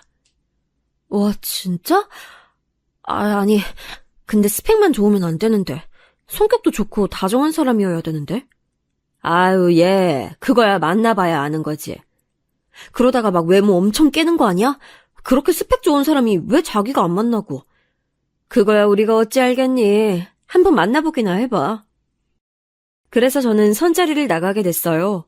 사실 선자리도 꽤나 여러 번 봐왔고 이런 식으로 남자를 만나는 것도 많이 해봐서 그리 떨리진 않았죠. 만나기 전에는 뭐 남자가 이렇게 좋다, 집안도 좋다 하는 말도 무척 많이 들었는데 나중에 가서 실망하는 경우도 많았으니까요. 전 그래서 별다른 기대를 하지 않고 가서 앉아 있었어요. 그런데 나타난 남자는 생각보다 너무 괜찮았어요. 겉모습도 키가 제법 큰데다 피부도 하얗고 안경 쓴 모습이 상당히 훈남이더라고요. 게다가 말할 때도 굉장히 예의 바른 편이었고 이야기를 나누다 보니 무척 스마트한 사람이기도 했어요. 미영 씨는 다정한 사람을 좋아한다고 들었어요. 네? 네. 제가 이상형이 다정하고 온화한 사람이어서요. 전 어때 보이세요? 네? 처음이라 잘 모르긴 하겠지만 배려심 깊은 분이신 것 같아요. 남자는 제 대답이 좋다는 듯 웃더라고요. 전 가슴이 두근거렸고 만남이 끝난 후 애프터가 들어왔을 때 당연히 승낙했어요. 그리고 만남을 지속했죠. 거의 석 달 이상 만났을 때 우리는 어느새 사귀고 있었어요. 정식으로 남자친구가 사귀자고 한 적은 없었지만 그 정도야 당연하다는 듯이 패스하고 자연스럽게 사귀는 사이가 된 거였죠. 남자친구는 큰 로펌에 다니는 변호사였고 그래서 엄청나게 바쁠 때도 많아서 제가 로펌 앞에까지 가서 만나는 경우도 많았어요. 하지만 그게 나쁘다거나 하진 않더라고요. 워낙 스펙도 좋은 사람이고 정장 갖춰 입고 나와서 기쁘게 저를 맞이하는 남자친구의 팔짱 끼고 거리를 걷는 것 자체가 무척 즐거운 일이었거든요. 엄마는 제가 선에서 만난 남자와 사귀기 시작하자 엄청나게 관심을 가지고 이것저것 물으시더라고요. 어때? 그 남자. 네 남자친구지 이제? 어떤 것 같아? 순자도 궁금해하더라. 어떻게 진행되고 있는지. 뭐 그런 걸 가지고 궁금해하시고 그래. 엄마 친구분들끼리 우리 얘기 막 수다 떨고 그러는 거 아니지? 말은 좀 나오지 뭐. 친구 중에 하나가 소개해줬는데 그럼 그걸 어떡하니? 어차피 이 얘기 나올 수밖에 없지. 그래서 그 남자 어떤데? 다정해. 그리고 변호사라서 나한테 돈도 잘 쓰고 말하는 거 들어보면 아주 단정한 사람이야.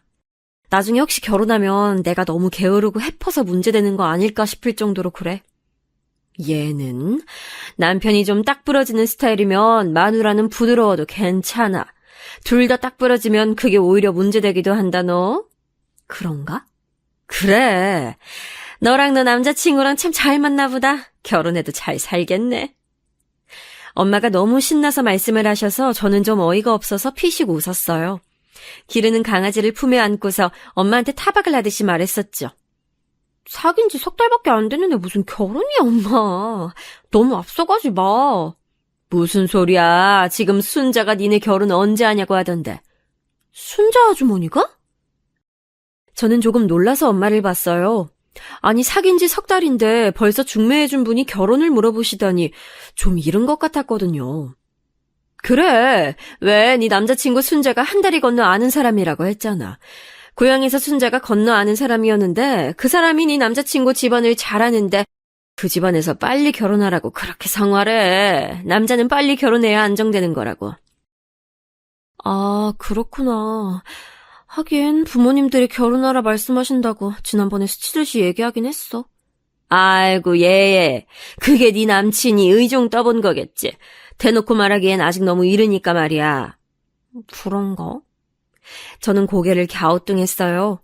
사실 아직 사귄 지 얼마 되지도 않아서 결혼할 시기인가 싶긴 했지만 남자친구는 정말 마음에 들었고 좋았거든요. 제 인생에 이보다 더 좋은 남자를 만날 수 있을까 싶은 느낌이 들긴 했죠. 저는 그 주에 남자친구를 만났어요. 제가 카페에 가서 앉아있는데 밖에서 남자친구가 오는 모습을 보니 정말 너무 근사하더라고요. 전 그 순간 이 사람과 결혼해야겠다는 마음이 굳어졌어요. 남자친구는 마치 저하고 텔레파시라도 통한 것처럼 그날 저한테 결혼하자는 말을 꺼내서 그날 바로 결혼하기로 결정됐어요. 결혼하기로 결정하고선 바로 상견례와 웨딩홀 예약 등 필요한 절차들을 진행하기로 했죠. 남자친구는 정말 일을 잘하고 일처리도 빠른 사람이라서 제가 뭐 손을 댈 게 없었어요. 참, 오빠는 섬세하기도 하고, 어떻게 하다가 여태 결혼을 못한 거예요? 남자친구는 저보다 4살 위였어요. 딱 30이 되는 나이였는데 그때까지 이런 사람이 결혼을 하지 않고 있다가 중매로 저한테 온 게 이상할 지경이었죠. 글쎄, 여태 사귄 여자친구들이 그렇게 좋은 사람이 아니었거든. 다들 내가 마음에 들지 않기도 하고. 나도 그 사람들하고 사이가 좋아지질 않았고 그래서였던 것 같아. 신기하다. 오빠 성격이 이렇게 좋은데. 게다가 솔직히 오빠네 부모님도 굉장하시잖아요. 남자친구네는 사실 아버님 쪽보다 어머님 쪽이 더 스펙이 좋은 분이었어요. 어머님은 의사셨는데 어느 병원 부원장으로 재직 중이시더라고요. 아버님은 예전에 회사 중역이셨다는데 건강이 안 좋아서 일을 그만둔 지 오래라고 하셨고요. 남자친구는 어깨를 으쓱하며 웃더라고요. 나도 잘 모르겠어. 이렇게 된 것도 사실 인연이지 뭐. 결혼같이 중대한 일이 사람 마음대로 안 되는 경우가 무척 많잖아. 그건 그렇죠, 사실. 납득이 가는 말이었죠. 그리고 곧 남자친구는 먼저 저희 집에 인사를 하겠다며 선물을 들고 찾아왔어요. 엄마 아빠는 처음으로 딸내미가 데려간 남자친구를 본다고 잔뜩 긴장하고 계시다가 남자친구와 식사를 하고서 마음에 드셨는지 얼굴에 웃음꽃이 활짝 피셨더군요. 저도 그 모습이 무척 만족스러웠어요. 아유, 한우까지 사오고 말이야. 우리 예비 사위 덕을 많이 보네? 아닙니다, 장모님. 웨딩홀 예약이 겨우 6개월도 안 남았는데요. 미리 찾아뵀어야 하는데 제가 일이 너무 바쁜 바람에 죄송합니다. 안 그래도 돼. 어쩜 이렇게 순자가 좋은 청년을 소개해줬을까? 남자친구는 부모님과 능숙하게 대화하면서 웃었어요. 과연 로펌 변호사라 대화하는 일이 많아서 그런지 부모님 대하는 것도 아주 익숙하더라고요. 약간 변호사가 고객 대하는 정중함이 느껴지긴 했지만요. 우리 미영이도 시댁에 인사드리러 가야 할 텐데 저게 너무 어려서 잘할지 모르겠네. 아닙니다. 상견례 전에 미리 스트레스 받을 필요 있나요? 며느리 되는 분들이 시댁 때문에 얼마나 많이 스트레스 받는지 저도 조금 알긴 하는데요. 그래도 먼저 인사를 해야 하지 않을까? 아닙니다. 제가 이미 어머니 아버지께 말씀드렸어요. 상견례 할 때 처음 뵙게 될 거라고요. 그리고 결혼하고 나서도 가능하면 시댁하고 접촉을 줄이긴 할 겁니다. 어머, 참 좋은 남편이다, 정말. 미영아, 너 정말 남편감 하나 잘 얻었어. 엄마가 정말 부럽다는 듯한 말투로 저한테 말씀하셨어요. 저도 남자친구가 너무 믿음직하고 좋아서 얼굴이 빨개졌지요. 그리고 그날 저는 남자친구한테 제 방을 구경시켜줬어요. 제 방에는 기르는 강아지가 자고 있었죠. 침대 위에서 자고 있는 강아지를 보더니 남자친구가 미간을 약간 찡그렸어요. 그런데 그때 강아지가 일어나더니 침대에서 뛰어내려와서 바닥에 오줌을 쌌어요. 다행히 저희한테서 멀리 떨어진 곳에서 오줌을 싸서 저희 발에 묻거나 하진 않았지만 남자친구가 있는 앞에서 하는 바람에 전 무척 당황했어요. 얼른 휴지를 꺼내 닦는데 남자친구 목소리가 들리더라고요. 더러워.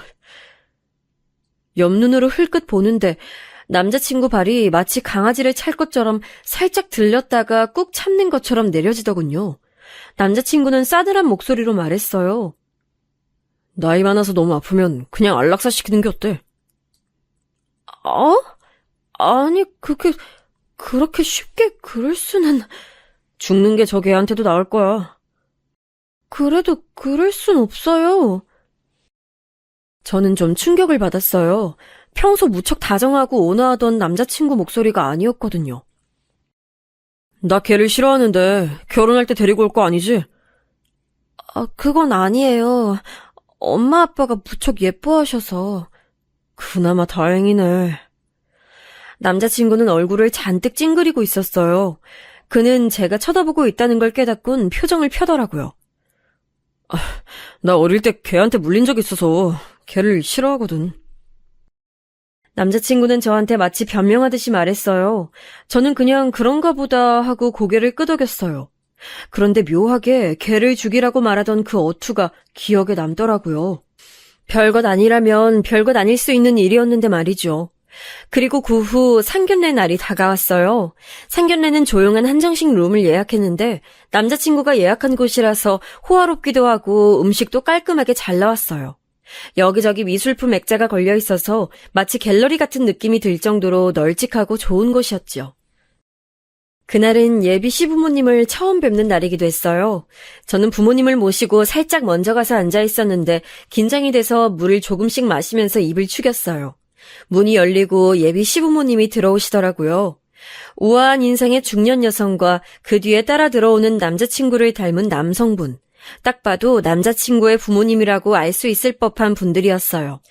그런데 그분들이 들어오시는데 문 바로 옆에 걸려있던 액자가 떨어지면서 바닥에 부딪혀서 유리가 와장창 깨지는 거예요. 얼마나 소리가 크게 났는지 저와 저희 부모님 모두 소스라치게 놀라서 벌떡 일어날 정도였죠. 남자친구도 놀라서 자기 부모님 곁으로 다가가서 아래를 살피더라고요. 이건 비싼 건 아닐 테니 괜찮을 거예요. 아, 그래.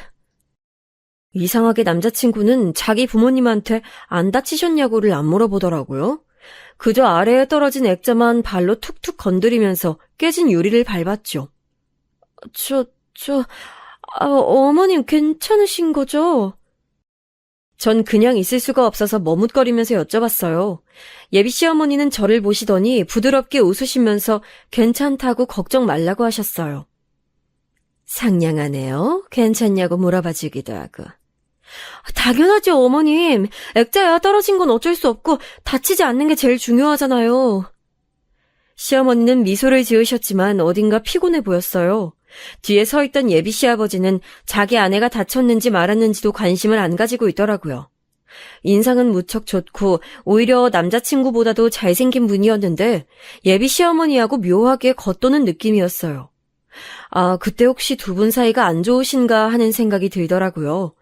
왜 그런 집안들 많잖아요. 겉으로는 멀쩡해 보이는데 겉으로만 멀쩡하고 안으로는 골물대로 골마서 서로 중내사내하고 싸우고 사는 집이요. 저는 눈치를 보면서 엄마한테도 흘낏 눈으로 말했어요. 엄마도 뭔가 느낀 게 있는지 고개를 살짝 끄덕이시더라고요. 상견례는 평범했어요. 예비 시어머니는 전반적으로 저희 집에 호의적으로 말씀하셨고 무엇보다 아들이 결혼한다는 사실에 굉장히 기뻐하시는 것 같더라고요. 우리 며느리 될 아이한테 오빠가 있다고 들었는데 오늘 그분은...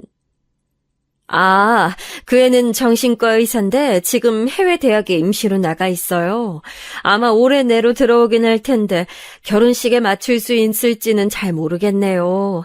안 된다고 해도 들어오라고 해야죠. 아들이 사부인 말을 잘 듣나 보네요. 그럼요. 안 들으면 제가 가만두나요. 좋으시겠어요. 저희 아들은 정말 말 안 듣는데. 아유, 이서방이야 말을 듣고 말고 할 게 뭐 있을까요? 저렇게 훌륭한 청년인데요. 엄마가 진심을 담아서 그렇게 말씀하시는데 시어머니의 얼굴이 묘하게 어두웠어요. 곁에 앉은 예비 시아버지는 저희한테 별 관심도 없으신 것 같고 남자친구는 그저 웃기만 하고 있었고요. 전 아무리 생각해도 이 가족들 사이에 감도는 분위기가 좀 이상하더라고요. 가뜩이나 예비 시부모님이 들어오실 때 액자가 떨어진 게 너무 마음에 걸리는데 이렇게 가족끼리 분위기가 이상하니 더 기분이 좋지 않았어요. 하지만 그렇다고 해서 정말 딱 안 좋은 뭔가가 있진 않아서 트집을 잡기도 어려웠어요. 오늘 만나뵈니 사부인도 사돈 어른도 다 좋은 분 같아서 우리 아이 마음 놓고 시집 보낼 수 있겠어요? 별 말씀을요. 저희 아들도 잘 부탁드립니다. 상견례는 그렇게 아주 부드럽게 잘 끝났어요. 예비 시어머니가 병원 부원장인데다가 남자친구가 유명 로펌 변호사인데도 다른 예단이나 혼수에게는 조금도 하지 않으시는 게 무척 의외긴 했죠. 왜 보통은 집안끼리 차이가 나거나 결혼 당사자끼리 차이가 나면 혼수와 예물을 많이 요구하기도 하잖아요. 집안도 그렇거니와 저와 남자친구도 많이 차이가 났거든요. 저는 미대 졸업 후에 놀고 있는 처지였고 남자친구는 로펌 변호사였고 그런데 시부모님은 이상할 정도로 그런 얘기는 조금도 꺼내지 않으셔서 전 나중에 말씀하시려나 싶었어요. 저희 부모님도 어느 정도 각오는 하고 있다고 말씀하기도 하셨거든요. 그리고 아빠가 운전하시는 차에 타서 돌아가는 길에 엄마가 말을 꺼냈어요. 좋은 분들인 것 같은데, 조금 이상한 느낌 들지 않았어요, 엄마? 그래, 뭔가 딱 짚진 못하겠는데 묘하네. 두 분 사이가 그리 좋진 않으신 것 같지? 그리고 하여튼 뭔가 위화감이 느껴지네. 그래, 게다가 하필이면 그 양반들 들어올 때 액자까지 깨져가지고 더 기분이 이상하네. 하필 말이야. 엄마가 중얼거리셨어요. 아빠는 대화에 끼지 않고 묵묵부답이셨는데 원래도 말수가 적은 분이라서 그러려니 했죠. 그런데 횡단보도에 신호를 받아 멈춰 서 있던 때 순간 차가 들이받쳤어요. 꽤나 세게 들이받쳐서 엄마와 저 아빠까지 모두 억소리를 내면서 앞으로 몸이 쏠렸죠. 쾅 소리가 나면서 차가 앞으로 확 밀려나갈 정도였으니까요. 다행히도 횡단보도에 지나가는 사람이 없었으니 망정이지 아니었다면 사람이 치여서 다칠 수도 있는 상황이었어요. 상당히 심하게 받쳤기 때문에 저희는 한참이나 정신을 못 차리고 뒷목을 주물렀어요. 아빠가 제일 먼저 정신을 차리시고서 바깥으로 나와봤더니 차 뒤가 엄청나게 찌그러졌다고 하시더라고요. 아빠는 그 자리에 서서 보험사와 경찰을 불렀고 덕분에 집으로 돌아가는 길은 한참이나 지체가 됐어요. 뒷차 운전자가 졸음운전을 해서 서 있는 우리 차에 대고 그냥 갖다 박은 거라 우리 과실은 아예 없었다는 게 그나마 다행이긴 했죠. 덕분에 저희는 때 아닌 병원 신세를 졌어요. 엄마 허리가 원래도 안 좋으셨는데 차가 받치는 바람에 더 안 좋아졌고 저도 목이 아프더라고요. 다음날 병원에 가서 나란히 물리치료를 받는데 좀 어처구니가 없었어요. 좀 이상하지 않니? 엄마가 조용히 침묵하다가 꺼낸 말이 딱 제 심정을 대변하더라고요. 그렇지, 엄마. 엄마는 한숨을 푹 쉬셨어요. 예비 시부모가 들어오는데 액자가 떨어져 깨지질 않나. 돌아오는 길에 우리 잘못은 하나도 없이 차 사고가 나질 않나. 예. 엄만 좀 이상하다, 정말. 좀 불안한 건 사실이야. 너 결혼 조금만 미루자. 미루라고? 그래. 우리 다친 거 핑계 삼아서 좀 연기해. 사실 너 이대로는 지금 잘 서 있기도 힘들잖아. 엄마도 그렇고. 그건 그래. 사실 결혼식 때까지 기다리면 당연히 나을 정도의 몸 상태였지만 결혼식을 연기할 핑계가 되기에도 충분한 건 사실이었어요. 제가 남자친구한테 전화해서 그 말을 하니까 남자친구가 깊이 한숨을 쉬더라고요. 하필 결혼 전에 이런 일이 생기네. 나만 그런 게 아니라 우리 엄마도 많이 다쳐서 나보다 엄마가 더 많이 다쳤어요. 조금 기다려보고 몸 나아지는 거 봐서 미루자. 아직 시간 있으니까. 하지만 기다려보자고. 남자친구는 딱 잘라서 기다리자고 했어요. 전 그때도 이미 남자친구와 시댁에 대해서 좀 민감해져 있어서 그 말투가 신경질적이고 날카로운 것 같다고 느꼈죠. 사실 생각해보면 남자친구는 약속을 어기거나 원래의 계획이 틀어지는 걸 극도로 싫어했어요. 초반에 제가 데이트에 10분 정도 늦은 적이 있었는데 그때 남자친구가 아주 마땅찮은 표정으로 있다가 얼마 데이트를 하지도 않고 곧장 돌아가 버렸기에 제가 그 후로는 절대 시간에 늦지 않아서 별다른 트러블이 없었던 것뿐이었죠. 지금 생각하니 그것조차도 뭔가 이상하게 느껴졌어요. 사실 사람이 약속 틀어지는 거 싫어할 수는 있는데 하나가 이상하게 여겨지니 다른 것도 다 연쇄적으로 그렇게 느껴졌던 거예요. 저도 슬슬 좀 신경질이 나더라고요. 물론 남자친구도 남자친구의 집안도 모두 저희 쪽보다 좋았지만 그렇다고 제가 무조건 숙이고 들어가야 하냐면 그건 또 아니잖아요. 세상에 상견례 끝나고서 돌아가는 길에 사고가 나서 다쳤다는데 결혼식 미루지 않고 기다려보자니 그 주에 만났을 때 저는 좀 퉁명스러운 말투로 말했어요. 오늘 데이트하기도 좀 힘들어. 사고 때문에 다쳐서 지금 허리 아프단 말이에요. 남자친구는 흘끗 저를 봤어요. 그 순간 남자친구 눈빛이 되게 차갑고 귀찮다는 듯한 느낌이어서 좀 속으로 깜짝 놀랐죠. 하지만 남자친구는 한숨을 푹 쉬더니 고개를 흔들고서는 예전에 제가 알던 다정한 말투로 말했어요. 그럼 집에 데려다 줄까? 정 힘들면.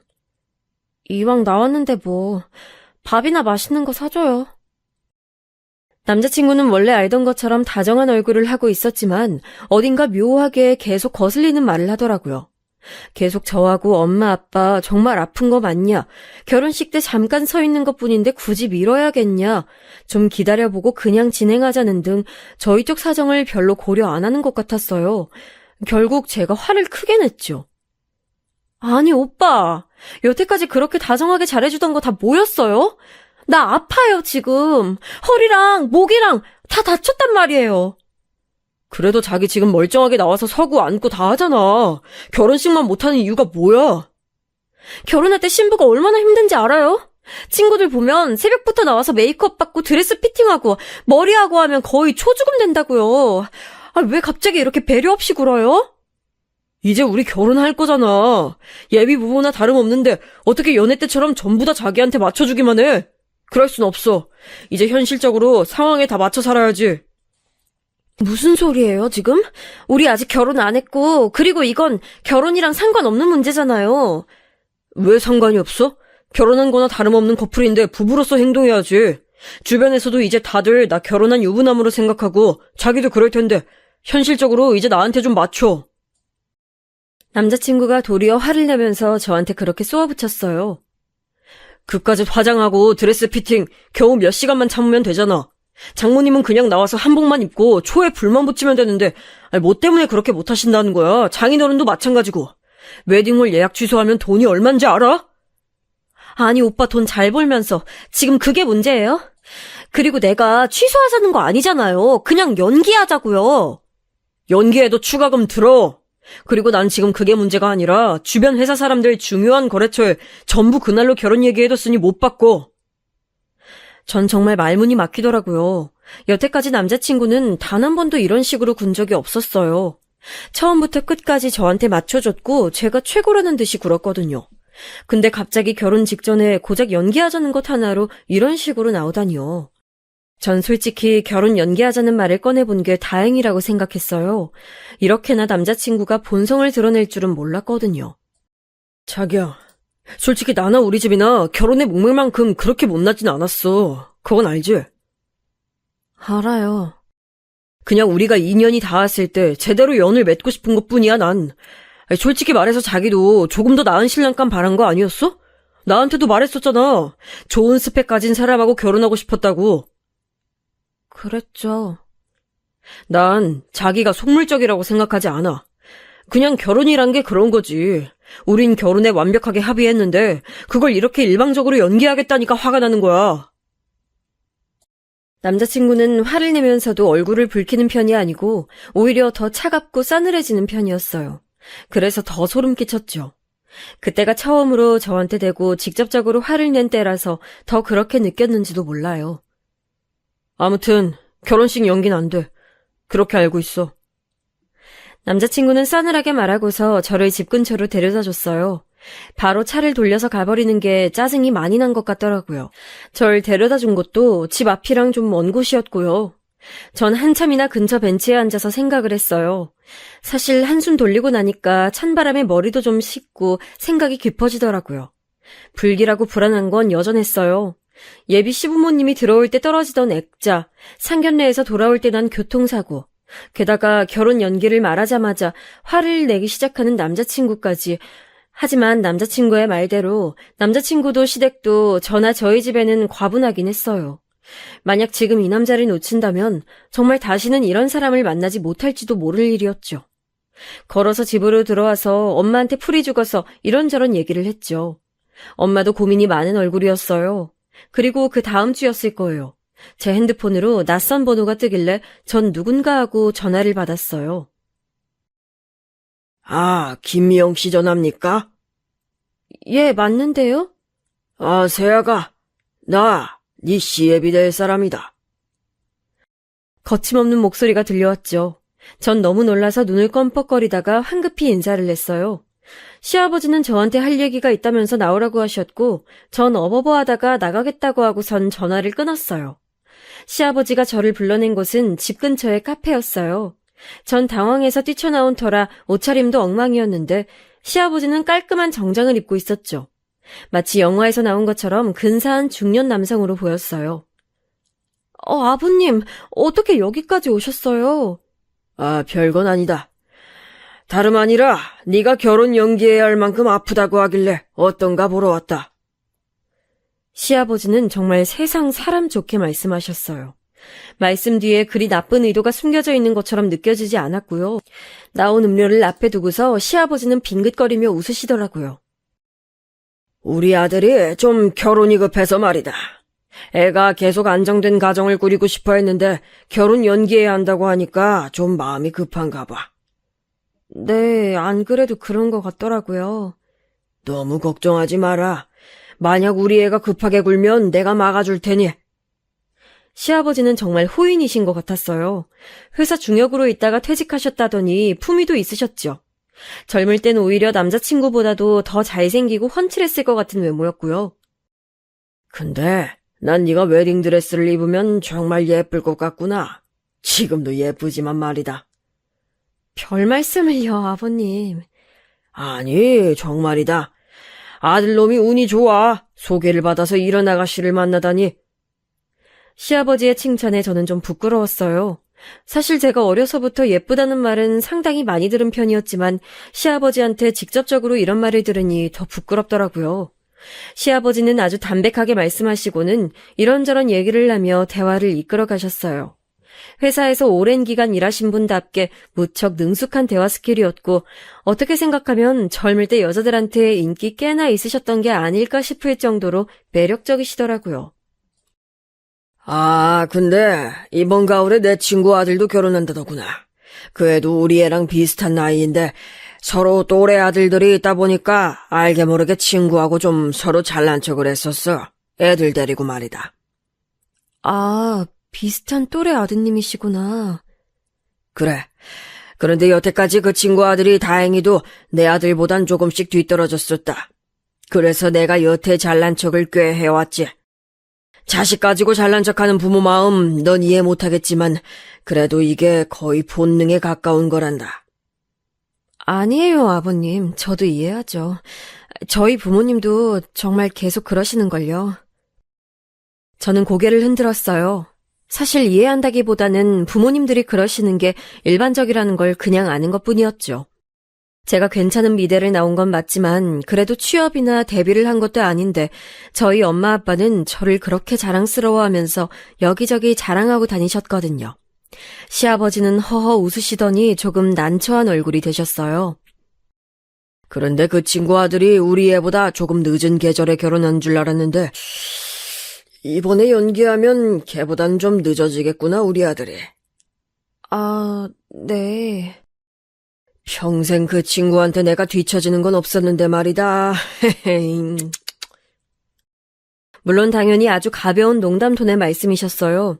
하지만 설득력이 굉장히 있었고 저도 모르게 제가 결혼식을 연기하자고 하는 게 굉장한 잘못인 것처럼 느껴졌죠. 전 다시 한번 그냥 결혼을 해야 하나 생각했어요. 무척 호감 가는 어른인 시아버지가 저렇게 말씀하시는데 이왕 할 결혼 그냥 해버릴까 싶었던 거죠.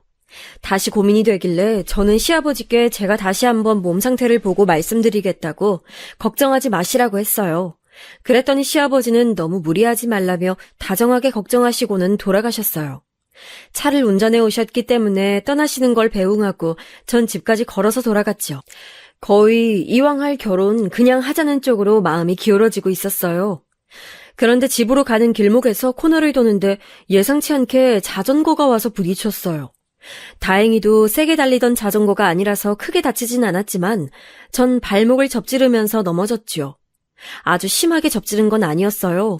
하지만 역시 아프긴 해서 전 자전거를 타고 오던 아이를 조금 혼내고서 그냥 절뚝거리면서 집으로 돌아왔어요. 그리고 또 다른 불길함이 어른거리기 시작했죠. 이게 3번째였어요. 전 엄마를 불러다 앉히고서는 오늘 있었던 일에 대해서 시시콜콜 다 얘기를 했어요. 또 자전거랑 부딪혔다는 거지? 역시 엄마도 그게 신경이 쓰이시는지 인상을 찌푸리시더라고요. 저도 다름 아닌 그 부분이 가장 마음에 걸렸어요. 시아버지야 며느리 설득하러 오실 수도 있죠. 아들이 결혼 급하다고 동동거렸을 수도 있고요. 하지만 엄마는 시아버지도 좀 걸리시는 것 같더라고요. 예비 며느리를 누가 그렇게 시아버지 혼자 보러 와? 좀 그렇지 그건. 뭐 어때서 그래? 되게 젠틀하게 나 차 한 잔 사주고 가셨어. 그냥 나 설득하러 오신 것 같더라고. 너 뭔가 그냥 넘어간 것 같은 분위기다. 뭐 되게 말씀 설득력 있게 잘하시더라고요. 분위기도 너무 좋으시고. 그게 이상하다는 거야. 너 얼마나 너 자신이 고집센지 알긴 알지? 그런 애를 그렇게 설득 한 번에 마음 돌리게 만든다? 좀 쉽지 않은데. 제대로 된 희대의 사업가 아니면 사기꾼일 것 같은데. 엄마는 뭔가 못마땅한 듯 계속 중얼거리셨어요. 전 너무 엄마가 넘겨짚는 것 같아서 그냥 웃어넘겼죠. 사기꾼은 무슨 사기꾼이에요. 그 점잖은 분이. 엄마는 하지만 고개를 저었어요. 나 너희 예비 시아버지 상견례에서 봤을 때부터 관상이 좀 안 좋았어. 뺀질뺀질 해가지고 마누라 등 뒤에서 입만 잘 놀리게 생겼더라고. 너희 시아버지 그렇게 좋은 사람 아닐 거야. 엄마 촉이 그렇게 느껴져. 엄마는 고개를 저었어요. 하지만 전 결혼을 연기하고 싶긴 했지만 어쨌든 하긴 할 거였기 때문에 엄마의 시부모님에 대한 안 좋은 말이 듣기 싫었죠. 전 듣기 싫은 티를 내면서 그런 소리를 하지 말라고 했고 엄마는 제 말을 들은 척도 하지 않으셨어요. 제 고집이 사실 엄마한테서 온 거였거든요. 아무래도 좀 이상해. 내가 순자한테 좀 전화해서 자세하게 좀 알아봐야겠다. 순자 아주머니? 하지만 아주머니도 잘 모르신다며. 건너 소개받은 거라. 그래도 한번 물어봐야지 자세히. 내가 스펙 좋은 거랑 집안 좋은 거 때문에 정신이 팔려서 제대로 물어보지도 않았다. 그런 걸 뭐 물어봐. 어차피 결혼할 건데. 아니야, 이건 엄만 잘 모르겠네. 그러고서 엄마는 곧장 순자 아주머니한테 전화를 했어요. 제 앞에서 전화하는 거라 제가 엄마 말을 다 들을 수가 있었어요. 여보세요? 순자니? 그래, 잘 돼가고 있어. 근데, 우리 딸내미 결혼하는 그 집안 말이야. 그래, 그 이씨 집안. 시어머니 될 자리가 그 병원 부원장인. 혹시 그 집안에 대해서 더 아는 거 없어? 그럼 누구한테서 소개받은 거라고 했지? 그래, 고향 친구 희영이. 그래. 걔도 또 부탁받은 거라고? 한참이나 얘기가 길어졌어요.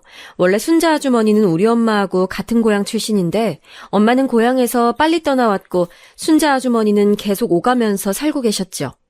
그래서 순자 아주머니가 말하는 그 친구를 엄마도 아시는 것 같았어요. 걔가 그러니까 박명희? 걔가? 순간 엄마가 좀 놀라시더라고요.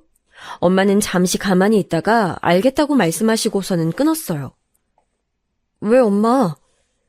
맨 처음에 말 꺼낸 게 박명희라는 고향 친구라는데 걔가 너희 외가에서 식모살이 하던 애거든. 식모? 그래. 엄마 어릴 때까지만 해도 시골엔 식모가 있었어. 근데 우리 집에서 물건 훔쳤다가 너희 외할아버지한테 호되게 혼나고서 집으로 돌아갔었거든. 어머... 걔가 왜 이 집을 우리 집에 소개해주라고 했지? 엄마는 고민에 고민을 거듭하시더라고요. 저도 그 말을 듣고 보니 뭔가 섬뜩해졌어요. 아니, 옛날 옛적 엄마하고 그리 좋지 않은 인연이 있었던 분이 왜 갑자기 우리 집에 남자를 소개해주라고 했을까요? 엄마는 다시 순자 아주머니한테 전화를 하고 고향 친구들에게 전부 전화를 돌리면서 그 박명이라는 분에 대해서 알아보기 시작했어요. 엄마는 옛날 수첩까지 꺼내다 놓고 정말 몇십 년 만에 연락하는 친구한테까지 전화를 했죠. 그러다가 어떤 친구분하고 통화하는데 드디어 실마리를 잡았다고 하시더라고요. 엄마가 말씀해주신 통화 내용이 이랬어요. 너 혹시 명희 기억하니? 박명희. 알지. 걔 우리 동네 빌라 반지하에 사는데. 어머, 그래? 지금 걔 어떻게 사니? 여기저기 파출부로 다녔었는데, 중매일도 하는지 이상한 자리 가져와서 여기저기 고향 애들한테 선보라고 들이대고 다니는 모양이더라. 이상한 자리? 나한테도 결혼 정년기 아들, 딸 없냐고 하고, 좀 곤란한 자리들 가져와서 들이대나 봐. 집은 잘 사는데 하자 있는 사람들이 있잖니. 지능 좀 떨어지거나 자폐하거나. 그래, 그렇구나. 혹시 최근에 뭐 그런 집 자리 들이민 건 없었어? 왜 없겠니? 우리 집에 아직 대학도 졸업 안 한 딸 있거든? 둘째인데 애가 좀 예뻐. 그랬더니 무슨 변호사 사위 볼 생각 없냐는 거야. 근데 이쪽 고향 친구들 사이에서는 소문이 싸하게 났었거든. 걔가 들이미는 자리들 다 하자 있다고. 그래서 대체 무슨 소리냐고. 그 집은 또 어떤 집이길래 그러냐고 내가 막 쪼아댔어. 그랬더니? 내가 솔직하게 말해주면 결혼 생각해보겠다고 했더니 결국은 박명희 걔가 술술 불더라고. 집안은 진짜 좋다면서 엄마가 무슨 병원 원장이라나 부원장이라나. 근데 걔네 아빠가 아주 폭탄이더라, 폭탄. 폭탄? 무슨 사기 전과가 3개인가 되고 무슨 별거 다 있었어. 전과가 10손가락으로도 셀 수 없더라. 그 집 엄마가 아들 결혼할 때까지만 그 아버지하고 살고 그 이후에는 이혼해버린다고 아주 벼르고 있나 봐. 그 애비도 그 의사 엄마하고 허구한 날 싸워서 제발 이혼하자고 난리인 상태고 아들이 결혼하고 이혼하면서 유산 물려주고 그 엄마는 미국 가버릴 건가 봐. 세상에. 그래, 그런 자리를 들이밀더라. 얘, 너도 조심해. 넌 그래도 지금 서울 간지 워낙 오래돼서 명의가 잘 모르겠지만 언젠간 너한테도 낚시 들어갈 수 있어. 그래. 걱정해줘서 고마워. 엄마는 그렇게 전화를 끊고서 절 붙들고 손을 부들부들 떠셨어요.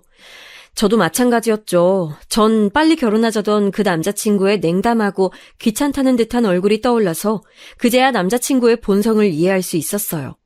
엄만 하마터면 본인의 인간관계 때문에 저를 정말 인간 말종 집안에 넘길 뻔했다는 사실에 머리카락이 쭉 뼈 사셨다고 해요. 저는 엄마하고 붙들고 결혼하기 전에 이런 상황을 알게 돼서 천만다행이라고 생각했죠. 그제서야 예비 시아버지가 그렇게나 말도 잘하고 설득력 있게 사람을 꼬여낼 수 있는 이유를 알겠더라고요. 저희가 너무 황망해서 어쩔 줄을 모르고 있을 무렵 오빠가 미국에서 돌아왔어요. 저 결혼 얼마 남지 않은 시기에 일부러 맞춰서 왔다고 하더라고요.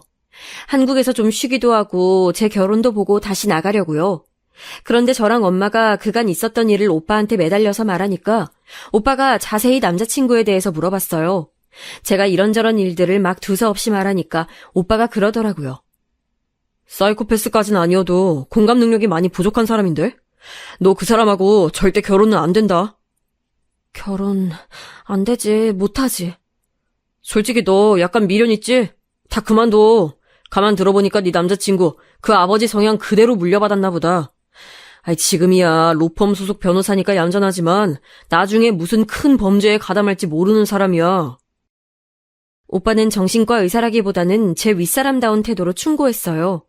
사실 오빠의 말대로 저는 정말 마지막 미련이 약간 남아있었거든요. 하자가 있는 것은 시아버지와 집안 쪽이니까 남자친구는 그냥 그 집안에서 태어난 죄밖에 없는 거니까 괜찮지 않을까. 대형 로펌 변호사를 내가 또 어떻게 만나나. 그리고 남자친구가 처음에 보여줬던 그 다정함과 배려가 사실 그 사람의 진짜 일면일 수도 있지 않나. 그런 생각들로 머리가 복잡했어요. 하지만 오빠의 그 말을 듣고서 그제야 이 결혼 진짜 하면 안 되겠구나라는 생각이 들더라고요. 사실 시아버지의 그 범죄자 성향이 유전을 통해 물려지지 않았으리라는 보장이 없잖아요. 게다가 그동안 남자친구가 보여줬던 모습들도 충분히 불안했고요. 제 인생을 그렇게 불확실한 것에 걸 수는 없었어요. 전 큰맘 먹고서 남자친구한테 직접 파혼을 말해보려고 했어요. 하지만 엄마가 극구 반대를 하시고 아빠를 찔러서 아빠한테 직접 저쪽 시아버지한테 말하라고 했죠. 어리고 여자인 제가 말하면 남자친구가 무슨 반응을 할지 모른다면서요. 아빠는 저를 데리고 나가서 시아버지에게 남자친구와 함께 잠시 나와주실 수 있냐고 전화로 청했어요. 아빠는 원래 말이 없고 과묵한 편이셨지만 할 말은 확실하게 하시는 편이었죠. 하지만 남자친구는 워낙 바빠서 시아버지와 함께 나오진 못했어요. 죄송합니다만 저희 결혼은 없던 일로 해야겠습니다. 예? 그래도 가장들끼리 말씀드리는 게 나을 것 같아서 제가 직접 말씀드리는 겁니다. 딸아이가 같이 나와서 죄송하다고 인사하고 싶다 하여 같이 나온 것이고요. 아니... 순간 시아버지가 깜짝 놀라더라고요. 그리고 그 다음 순간 낭패와 더불어 그럴 줄 알았다는 듯한 표정이 스쳐 지나갔어요. 전 제가 예민한가 싶었지만 시아버지를 의심할 수밖에 없는 상황이었죠. 왜인지 여쭤봐도 괜찮겠습니까? 집안 문제입니다. 저희 아빠는 간단하게만 대답하셨어요. 그 말은 해석의 여지가 참 많았죠. 언뜻 저희 집안 문제 때문이라는 말로도 들렸고 당신네 집안 문제라는 말로도 들렸어요. 시아버지는 그게 무슨 뜻인지 한참 생각했지만 찔리는 게 있는지 더 이상 묻진 않았어요. 대신 시아버지는 피식 웃더라고요. 예상외로 포기가 빠른 건가 싶었지만 시아버지는 도리어 비웃는 태도였어요. 아이, 또 파혼이네. 시아버지는 커피를 대충 마시고서 잔을 소리나게 내려놨어요. 이거 벌써 3번째 파혼인 거 아쇼? 이번엔 좀 성공하다 했더니만. 죄송하게 됐습니다. 별로 안 죄송하신 것 같은데. 그러네요. 안 죄송합니다. 저희 아빠도 말수가 없다 뿐이지 그리 녹록한 분은 아니시거든요. 시아버지는 어처구니가 없다는 듯이 웃다가 그냥 나가버렸어요. 저를 희생양으로 삼으려고 했는데 그게 실패해버렸으니 더 미련도 없다는 듯한 투였죠. 그리고 다음 날 밤 늦게 갑자기 남자친구한테서 전화가 왔어요. 집 앞으로 나오라는 말을 하고서는 일방적으로 끊어버리더라고요. 전 겁이 났지만 그래도 제가 직접 해결해야 하는 일이니까 용기를 내서 내려갔어요. 오빠가 같이 내려가 주겠다고 했지만 거절하겠다고도 했지요. 남자친구는 술이라도 마셨는지 술 냄새도 풍기고 무서운 얼굴을 하고 있더군요.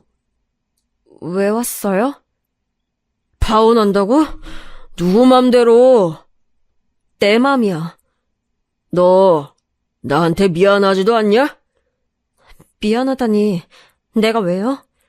일방적으로 파혼하는 게 맞는 거야, 이렇게? 아버님, 전과가 화려하시던데요. 남자친구는 이를 갈았지만 곧 벌컥 화를 내며 소리를 질렀어요. 그게 나랑 무슨 상관이야! 전 무서웠지만 그래도 해야 할 말은 해야겠어서 동시에 목소리를 높였죠. 왜 상관이 없어요. 기가 막히게 초반에 나 속여먹었던 거. 그거 다 아버님 닮아서 그런 거잖아요. 그런 사람하고 나 평생 같이 못 살아요. 스펙 좋은 것만 따지던 속물 같은 계집애 주제에 말이 많아! 남자친구가 손을 들었지만 곧 중간에 누군가 끼어들어서 그를 밀쳐버렸어요. 남자친구가 주춤거리면서 밀려나다가 이를 갈았죠. 넌 또 뭐야? 얘 오빠. 오빠가 뒤에 따라 나와서 저를 지켜보고 있다가 끼어든 거였어요. 오빠는 험악한 남자친구의 표정을 보고 뭔가 오해를 막겠다는 투로 급하게 덧붙이더군요. 친오빠. 뭐 사실 저로서도 남매인데 썸씽 있는 사이로 오해받는 건 별로니까요. 전 그보다 절 때리려고 했던 전 남자친구의 행동에 충격을 받았어요. 나 때리려고 했네요? 네가 말을 안 들으니까. 이제 진짜 끝이에요. 너, 꺼져! 남자친구는 앞에 오빠 때문에 달려들지도 못하고 씩씩대기만 하다가 돌아서서 가버리더라고요. 전 오빠하고 같이 아파트로 올라와서 방에 처박혀서 한참을 울었어요. 소원대로 좋은 사람과 결혼하는 줄 알았는데 그냥 그렇게 충격적으로 끝나버린 거였죠. 그 후로 전 남자친구한테선 전혀 연락이 없었어요. 마치 아예 있지도 않았던 사람처럼 사라져버렸죠.